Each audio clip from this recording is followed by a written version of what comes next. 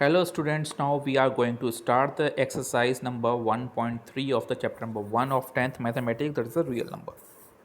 Okay, so in this exercise we have to prove a type of the numbers, two types of the numbers as a rational numbers. Why I said that the two types of the numbers, because there are the two patterns of the numbers. दो तरीके यहाँ पर दो तरह के numbers होंगे. One is number that is a look like a single number. Question number 1, prove that root 5 is an irrational number. ये एक पैटर्न है जो आपको लर्न करना है.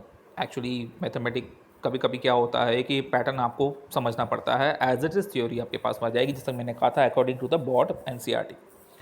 सो रूट 5 को इरेशनल नंबर प्रूव करना है. डोंट वेरी इजी है, समझा देता हूँ. ठीक है, एक नंबर को इरेशनल प्रूव करना है. आपको मेरा फर्स्ट लेक्चर याद होगा जब हम लोगों ने लेक्चर स्टार्ट किया था. रियल नंबर्स को दो पार्ट्स में डिवाइड किया जाता है, दैट इज कॉल्ड रैशनल और इरेशनल. मतलब इस रियल नंबर वर्ल्ड में दो ही तरह के नंबर्स होते हैं. One is called rational, other is called irrational. आपको प्रूव करना है root 5 is an irrational number. इसको इरेशनल प्रूव करना है. तो हम लोग मेथड यूज़ करेंगे यहाँ पर मैथमेटिक का, उसे कहते हैं कॉन्ट्राडिक्शन मेथड. क्या होता है कॉन्ट्राडिक्शन मेथड? आपको कुछ चीज़ें यहाँ प्रूव करनी पड़ती हैं. ठीक है, क्योंकि दुनिया में दो ही तरह के नंबर्स हैं, रेशनल है, इरेशनल है. तो अगर आपको इसको रेशनल प्रूव करना है तो अकॉर्डिंग टू द कॉन्ट्राडिक्शन, यानी कि इसका अपोजिट, विरोधाभास, अपोजिट नंबर के अकॉर्डिंग आपको इसको second type of the category में डालना पड़ेगा. अगर नंबर को रेशनल प्रूव करना है तो you have to take this as a rational number. आपको इसको as a rational number imagine करना पड़ेगा. कॉन्ट्राडिक्शन मेथड क्या कहता है? किसी भी नंबर को उल्टा एज्यूम कर दो, उसके बाद अपनी बात को गलत प्रूव कर दो हो. अपनी बात को गलत प्रूव करने के बाद जो आपका नंबर आप जो बचेगा, क्योंकि आपने जो लिया था वो सेकंड लिया था, तो आपके पास एक ही चॉइस रह जाएगी. ठीक है, तो आपका जो नंबर प्रूव करना होगा आपको मिल जाएगा. जैसे प्रूव करना है root 5 is an irrational number, तो हम लोग उल्टा एज्यूम करेंगे. Let prove root 5 is an irrational number by contradiction method. That is the method of the mathematic. Let suppose, मान लेते हैं रूट 5 इरेशनल, तो प्रूव करना है. मान लेते हैं रूट 5 इरेशनल नंबर नहीं है, तो क्या है? Let root 5 suppose is a rational number. मान लेते हैं रेशनल नंबर है. अब रेशनल नंबर की डेफिनेशन लर्न करो. What is the rational number definition? The number which is represented in the p by q form. First, in a p and q both are the integers. Second, in a q is not equal to 0.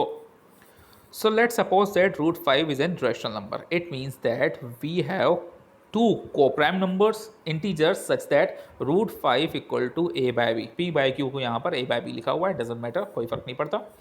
अगर root 5 एक rational number है, it means we have two coprime numbers, coprime integers a and b. B is not equal to 0. Third condition apply की गई है, that is root 5 equal to a by b. यानी root 5 को a by b की form में लिख सकता हूँ. रेशनल है ना भाई, तो रूट 5 को ए बाय बी की फॉर्म में लिखा जा सकता है.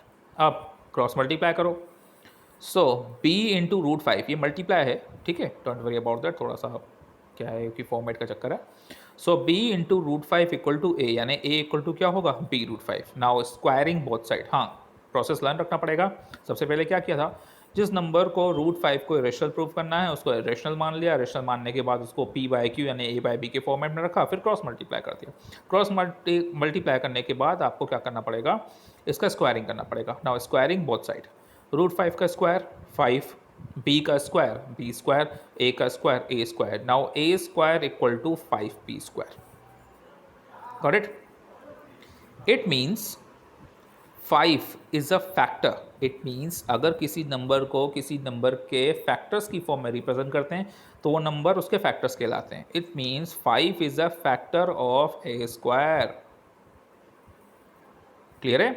5 is a factor of a square. Mathematic एक बहुत कमाल की चीज़ है. देखिए, मैथमेटिक के अंदर कई सारे ऐसे हिडन टॉपिक्स हैं, हिडन थ्योरम्स हैं जो हमारी हेल्प करते हैं. जैसे फॉर एग्जांपल अगर हम लोग देखते हैं, अगर कोई नंबर किसी के स्क्वायर का फैक्टर है तो वो नंबर उसके रूट का भी फैक्टर होगा. For example 3 is a factor of 81. अगर 3 81 से कंप्लीटली डिवाइड हो जाता है, 81 में 3 का कंप्लीटली डिवाइड चला जाता है, तो उस नंबर को फैक्टर कहते हैं. 3 इज अ फैक्टर ऑफ 81. तो 81 का रूट क्या होगा? 9. Very good. तो 9 के अंदर भी 3 का कंप्लीटली डिवाइड चला जाएगा. ये मैथमेटिक का थ्योरम है. ठीक है, डोंट वरी. आप एक और एग्जांपल ले सकते हैं. कोई भी ऐसा एक स्क्वायर नंबर ले लो, 625 ले लो. 5 is a factor of 625. Okay, 625 में 5 का कम्प्लीटली डिवाइड चला जाता है, तो 625 का रूट क्या होता है 25, तो 25 में भी 5 का कम्प्लीटली डिवाइड चला जाएगा, ये कहती है theorem. It means that 5 is a factor of a square. अगर 5 ए स्क्वायर का फैक्टर है, hence 5 is a also factor of by the theorem, so 5 is a factor of a, तो 5 क्या होगा, ए का भी फैक्टर होगा। It means we can say that a equal to 5 into c, तो हम लोग ए स्क्वायर नहीं, ए है तो ए को 5 into something, c is something any type of the number, तो ए को हम लोग 5 इंटू सी लिख सकते हैं, मतलब 5 को एज अ फैक्टर शो कर सकते हैं which is a factor of a, so a is equal to 5 into c for the some integer c. Clear है? इक्वेशन नंबर 1 पे ध्यान देना। Now substitute the value of a in the equation number 1। So 5b square equal to a की value कितनी है 5c, तो 5 का square 25, c का square c square, so 5b square equal to 25c square. 5 से 25 cancel, so b square equal to 5c square. इसका मतलब क्या है, 5 is a factor of b square, so theorem कहती है 5 is also factor of b। Got it? ऊपर statement था 5 is a factor of a और नीचे स्टेटमेंट आया 5 is a factor of b, मतलब 5 ए का भी फैक्टर है और 5 बी का भी फैक्टर है। बट इससे पहले हम लोग ले चुके थे कि a and b are coprime numbers. Coprime क्या होते हैं, वो नंबर्स जिनमें कोई कॉमन फैक्टर नहीं होता। ए और बी के पास, दोनों के पास कॉमन फैक्टर है। From the equation number 2 and 3 we can say that 5 is a factor of both a and b. So 5 but a and b are the coprime number, coprime number के पास common factor होता ही नहीं है, so our assumption is wrong. मैंने कहा था अपनी बात को गलत प्रूव कर देंगे, तो हमारा मानना गलत था। क्या माना था कि 5 एक रैशनल नंबर है, तो रैशनल नहीं हुआ तो क्या बचेगा, so 5 is called 5 is not rational number, hence it is irrational number. Clear है? Very easy. पैटर्न लर्न करते हैं, एक बार दोबारा रिवाइज करते हैं। इंपॉर्टेंट क्वेश्चन है, आता है prove that, 1 minute, prove that 5 is an irrational, root 5 is an irrational number. तो कैसे प्रूव किया, कॉन्ट्राडिक्शन मेथड से। Let root 5 is an irrational number by the irrational number by contradiction method. Let we suppose that the root 5 is a rational number. Root 5 अगर rational है, it means we have a 2 coprime numbers a and b such that root 5 is equal to a by b. Cross multiply a is equal to b root 5. So squaring both sides we can get a square equal to 5b square. It means 5 is a factor of a square, मतलब 5 a square का factor है। Theorem कहती है 5 अगर a square का factor है तो 5 a का भी फैक्टर होगा। It means that we can write a is equal to 5 into c for the some integer c.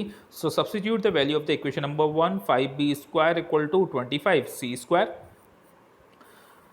5 से 25 cancel, 5 times, so b square equal to 5c square. It means 5 is a factor of b square. Theorem कहती है कि 5 is also factor of b। इसका मतलब 5 दोनों का factor होगा, a and b का, बट ये हो नहीं सकता क्योंकि a और b क्या है, कोप्राइम नंबर्स हैं। Therefore the assumption is wrong, so root 5 can not be rational number, hence it is irrational number. Easy है ना? एक बार और रिवाइज करोगे डन हो जाएगा। अब देखते हैं second type of the question. इससे पहले वाले क्वेश्चन में एक सिंगल डिजिट रूट के अंदर था, उसको करना टफ है क्योंकि लॉन्ग प्रोसेस है। हम लोग यहाँ पर जो क्वेश्चन 10th में आ रहा है ना, वो सिंगल डिजिट का नहीं आ रहा है। ठीक है, खुश हो गए?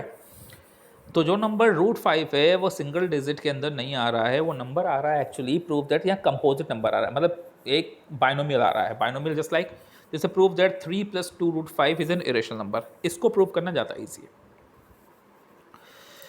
सो इसमें मेथड दे रखा है, देखना बड़ा ईजी सा मेथड है, सिंपल सा है यार। We will prove that by the contradiction method. क्या प्रूव करना है कि ये इरेशनल है, तो इससे वही एज्यूम कर लो कॉन्ट्राडिक्शन से that supports the rational number. Let me suppose that the 3 + 2 root 5 is an rational number. It means it have a 2 prime coprime numbers, 2 coprime integers a and b such that a by b equal to 3 + 2 root 5। अब 3 को shift करो, हाँ 3 को left hand side लेके गया, सो a by b में 3 को left hand side shift किया, साइन चेंज हो जाएगा, a बाय b माइनस का 3 इक्वल टू 2 रूट 5। एलसीएम लिया b का, so a minus 3b upon b equal to 2 root 5, 2 का डिवाइड किया। Got it? a and b are the integers, so a minus 3b upon 2b equal to b।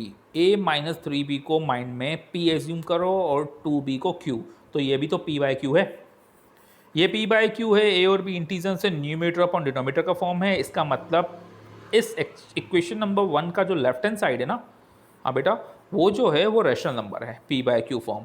जब but जो right hand side है √5, अभी तो prove करके आए थे, √5 क्या है, इरेशनल है। एक रैशनल लेफ्ट हैंड साइड एक इरेशनल राइट हैंड साइड के इक्वल कैसे हो सकता है? This method is wrong, so bye the contradiction method our assumption is wrong, so the 3 plus 2 √5 is an irrational number, sorry. It means LHS1 is a rational, but we know that √5 is a irrational. Actually यहाँ पर help करेगा आपका पहले वाला question. √5 एक irrational होता है, so it is not possible, therefore our supposition is wrong. 3 plus 2 √5 cannot be rational, and 3 plus 2 √5 is an irrational number. यहाँ आपको पूरा प्रोसेस नहीं देना है, सिर्फ उसके अकॉर्डिंग फॉलो करना है। Got it? So the last question of this exercise, हाँ छोटी छोटी एक्सरसाइजेज हैं, ईजी हैं, अलग अलग पैटर्न पर हैं। The very easiest chapter, prove that the following numbers are the irrational, 1/√2, 7√5, 6 + √2। यहाँ पर हम लोग डायरेक्ट मेथड यूज़ करेंगे। We can prove 1/√2 irrational by the contradiction. Let's suppose 1/√2 is a rational number. It means we have some co-prime integers a and b such that 1/√2 is b by a. Question number 1 पे ध्यान देना बस। Suppose 1/√2 is b by a, 1/√2 a by b, so reciprocal कर दिया, √2 is equal to b by a. √2 को b by ए की form में represent किया गया, इसका मतलब p बाई q फॉर्म है। ये रेशनल है, एक रेशनल के इक्वल नहीं हो सकता, so our assumption is wrong, so 1/√2 is also a rational number. ठीक है, रिमेनिंग क्वेश्चन आप लोग ट्राई कर सकते हैं, डाउट हो मुझसे पूछ लेना। तो ये थी आपके पास एक्सरसाइज 1.3। ठीक है, आई होप क्लियरली आपको समझ में आ गई होगी। Any type of the doubts हैं अगर, आप मुझसे क्लियर कर सकते हैं। ठीक है, ओके, थैंक यू।